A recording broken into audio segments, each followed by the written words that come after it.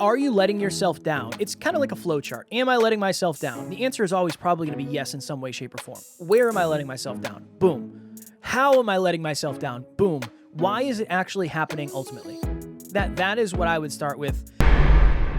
Like, imagine you just get rid of all your goals and all your dreams. Now you're not letting yourself down. I mean, you are, because you probably know deep down you could have goals and dreams and should have goals and dreams and do have goals and dreams. Next Level Nation, welcome back to another very special, as always, episode of Next Level University, where we teach you how to level up your life, your love, your health, and your wealth. We hope you enjoyed our latest episode, number 1077. Here's why many people get taken advantage of. If you want to hear about Alan and I talking about past rental car traumas, that is a wonderful episode to listen to. Happy Monday today for episode number 1078. Where are you letting yourself down right now?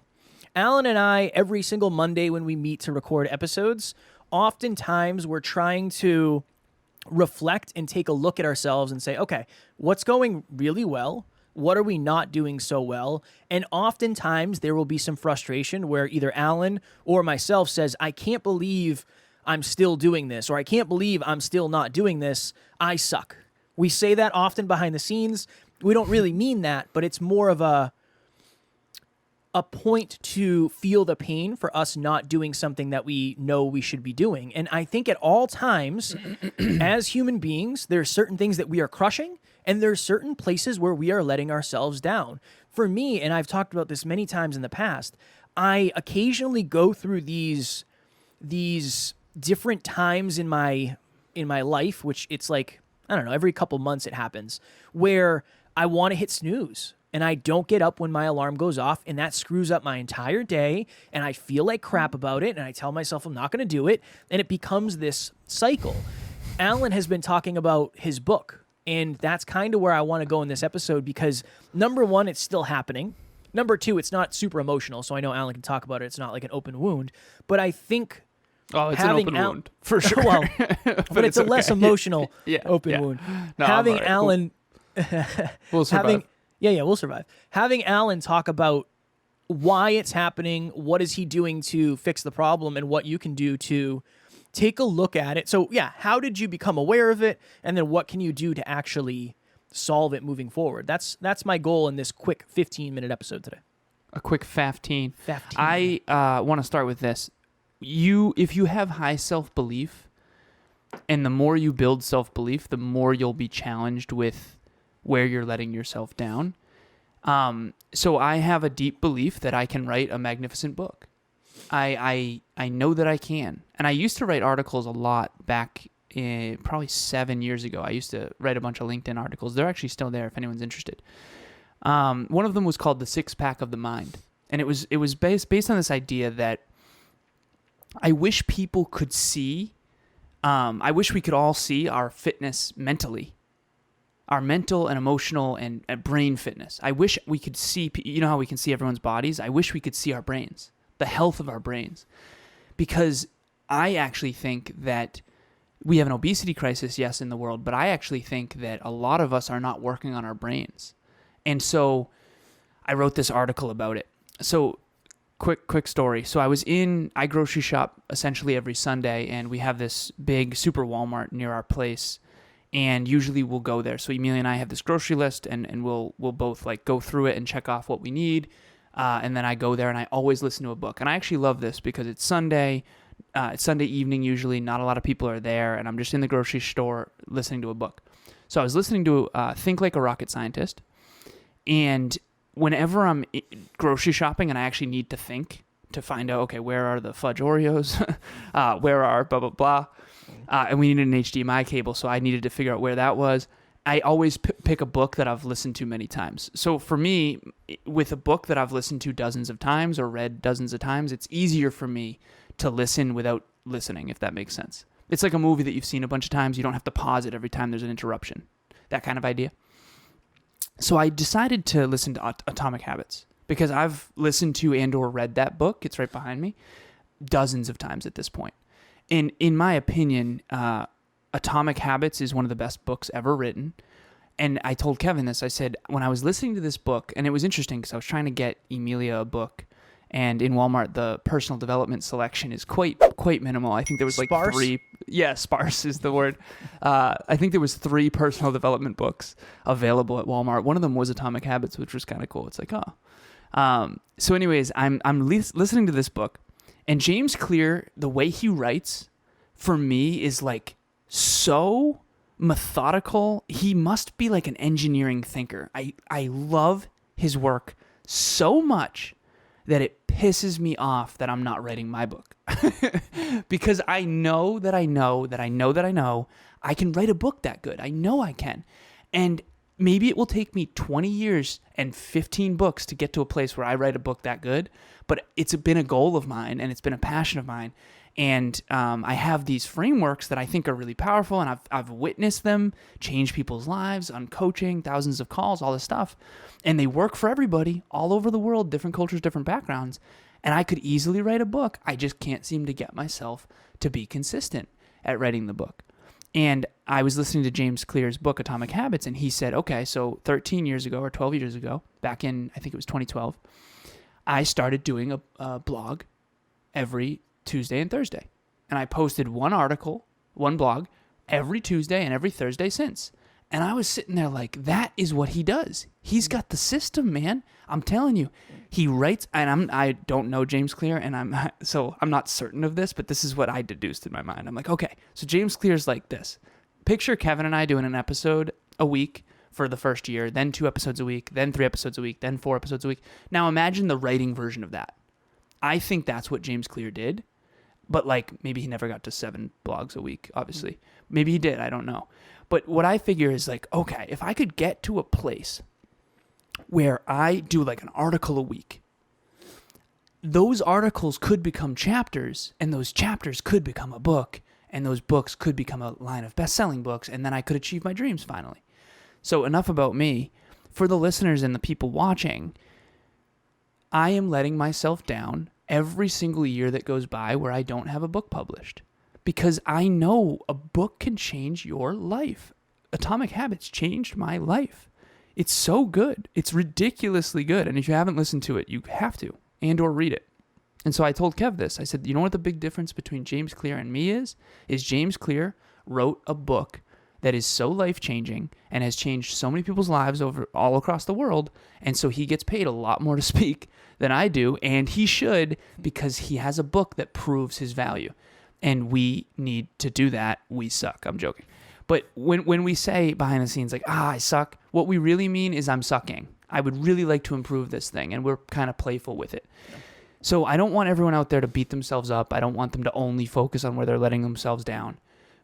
But I do think it's important there will be a time when I finally figure out how to write consistently. I have 3 paragraphs a day on my peak performance tracker, and I'm not at the point yet where I can be consistent. And I'll give you an example. So I just surpassed my 178th day in a row of exercise, 30 minutes of exercise for 178 days in a row. And that I have achieved that. I've achieved consistency in exercise. And that's great. Okay? I have not yet achieved consistency in writing. And I'm committed to that. I'm a podcaster, speaker, trainer, coach, consultant, and I'm a writer. And that's it. I'm trying not to do anything else but those things, obviously, other than family and that kind of thing.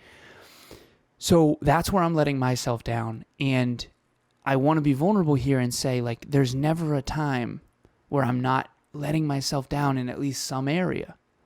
It's very difficult to be world class in multiple areas. The podcast is going great. Listens are up. Topics are great. We're doing really well. NLPS is amazing. But you better believe there's other areas in Kevin and I's lives that are falling to the wayside at least a little bit. And I told Emilia this last night. I said, I'm starting to think I need to lower my standards in certain other areas in order to keep these standards in every area, because I was taking out the recycling last night and I was doing the dishes and it was late. And I'm like burning down, and then today's a big day. And I'm like, am I going to be able to like sustain this? Because I had 9 back-to-back coaching sessions yesterday, and I'm really grateful and I love my life, but I'm letting the house down, or maybe I'm letting Emilia down in some ways, or maybe I'm not taking Tucker out as consistently as I need to. And he peed on the rug earlier this week because of that. And so there's always something that's messing up, and it's really difficult. So hopefully our listeners don't feel alone in this. There is no, candy land, fairy tale land where you're like not jeffing something. Hey everyone, I'm Helen Baker from Melbourne, Australia. I'm an entrepreneur and a client of Alan's from Next Level University. I've had many business coaches in the past, and I can honestly say that Alan is seriously next level, and excuse the pun, but he has this unique ability to help you find a solution to your business problems using his intellect and his business modeling and his genuine, heartfelt desire to help you achieve your goals. I can be vulnerable with Alan, I can share anything and feel comfortable in his presence, knowing that at the end of our coaching sessions, I feel empowered to do incredible things. So if you're looking for a business coach, I highly recommend Alan, because his advice and his ability to coach you will be instrumental in achieving your success. That's one of the goals with these episodes is I don't want you to listen to us and think, like, yeah, the ego part of me is like, yeah, I want you to listen to us and say, wow, these guys are awesome and they're next level. Like, yes. And I think that's important because you'll take advice if you look up to us in some way. Yes, that's just the psychological side of it. But I also understand it's very hard to help you if you do not think you can be like us. And you can be more like us, whatever that means to you. But that also starts with you understanding and us understanding that we as human beings all deal with the same issues. They're just maybe on different levels in different directions at different times with different momentum and different velocity, all that happy jazz. I have been struggling to keep up with everything, Alan. You know this, behind the scenes. It's like I'm burning down. Today, we're recording this on Saturday. My wedding party is in 6 hours, 5 hours, or whatever. I don't even know what time it is. And like, I have to clean the house. I got to do the dishes. I got to put my suit on. I got to vacuum the house. I have to dry. Like, I have so I'm much. dressed I have up to for it. I'm already, what? dude. I'm all dressed up. I got the nice pants on. I'm ready. Just wait. Yeah. Wait till you see my suit. Wait till you see my excited. suit, son. I got my Gonna cats be on the James inside. Bond in there, man. Yeah, James Bond. Is it the same suit you wore to Colorado? Yeah, but you got to see the inside. Wait till you see the inside. It's nice. The inside is very custom. But Alan and I are always, when we have breakthroughs, oftentimes it comes from, okay, where am I letting myself down, and how do I remedy that? How do I remedy that and make sure that this isn't the bottleneck moving forward? I want to throw this out there too. Understand at a deep level that oftentimes you're going to avoid the things that remind you that you're letting yourself down. So Alan and I had this saying that we used to say where we would meet somebody and they would say, yeah, I want to work with you guys, or yeah, I want to have you on the podcast, or yeah, I want to be on the show, whatever it is. There'd be some sort of conversation. And then these people would disappear from our lives for a short period of time. What did we say? Where were they? The aversion phase. The aversion phase. They're in the aversion phase. We literally had a list of people who were quote unquote in the aversion phase. And still do. yeah, we do. And that list is probably growing. But I think this is one of the reasons why. And really think about this. If you know at a deep level, every day you don't start your podcast, you're letting yourself down, because not only are you not getting your goal or your mission out there, you're not spreading your message, you're not practicing the craft, you're not filling your cup by podcasting, you're going to avoid me like the plague, because I am a reminder that you are letting yourself down. So understand at a subconscious level, anything you are avoiding, I'll say not anything, but maybe some of the things you are avoiding are directly correlated to the places where you feel you're letting yourself down. That awareness, I think, can help a ton. And I'm the same way. There are certain messages I haven't responded to because I know it's going to be a giant pain in the butt that's going to take me 7 steps that I have to complete after I respond to the message. And I know I'm letting myself down with that. So understand that. You're probably going to avoid these things, which makes sense, right? That's human behavior. Question. And I know we got to go here. What do we do about this? And I want to say this as well. I was on the phone with a new team member, and I said 0 to 10, how much self-belief do you have? If you were honest with yourself, because this person's super, super modest, overly modest in my opinion. I think she could really own some of her truth better. And she said 8. And I said, okay, so who else around you has a level 8 self-belief? Who else has bigger goals and dreams than you do that's around you? And she's like, well, aside from the NLU team? I said, yeah. She's like, oh, no one, not even close. And I said, okay, you probably are living a life where you feel like you're always behind. And correct me if I'm wrong, but everyone else around you keeps on saying like, oh my God, you're amazing. Like, you know, you don't need to work any harder. You already work so hard, like all that stuff. But you know, your truth inside is not that. Your truth, I mean, people say that to me all the time. I remember my mom, bless her, she used to always say like, Alan, you don't need to work so hard. You know, you don't have to do this. No, I know that. Like, thank you, right? But I kind of do though. Like, Kevin and I'll share this with everybody. Kevin and I calculate, we have financial goals, we have listener goals, we have everything, we have metrics for everything. And we set these really big goals, and we actually reverse engineered the growth rate for the daily growth rate for each of them. And Kevin came to me, and I'm paraphrasing here, Kev, like, dude, this really sucks. We had so many listens yesterday, and we're still in the red. And I was like, welcome to my brain. Yeah. And I said, if we lower our goal, let's say we cut our goal down in half, you know, all those numbers will be green. Yeah. All of a sudden, we're in the green, and we're winning. So when you have really high goals, you kind of, and I told this person this, I said, listen, when you have really high goals, just understand, feeling like you're letting yourself down is par for the course. There's no, like, if you get rid of all your goals, everyone listening, like, imagine you just get rid of all your goals and all your dreams. Now you're not letting yourself down. I mean, you are, because you probably know deep down you could have goals and dreams and should have goals and dreams and do have goals and dreams. So in this case, you're lying to yourself, which is a whole nother conversation. But the point that I'm making is that if you don't want incredible things, and you don't want a better body, better business, better relationship, if you don't want to be healthy, wealthy, and in love, then you don't really have to do much. Yeah. And I want to reiterate that, like, if you feel like you're letting yourself down, just understand everyone feels that way. The only people who don't are people without goals. And trust me, later on in life, they'll probably have some regret around that. So there is no way to avoid this, but I think there's a way to get better at shouldering the load, so to speak. So Kev, my last question for you before we go. How have you dealt with this? Because I think that you've been thrown into a scenario where you're pretty much always behind, based on where we want to go and what we want to do and what we want to accomplish. And I wonder how you've handled that.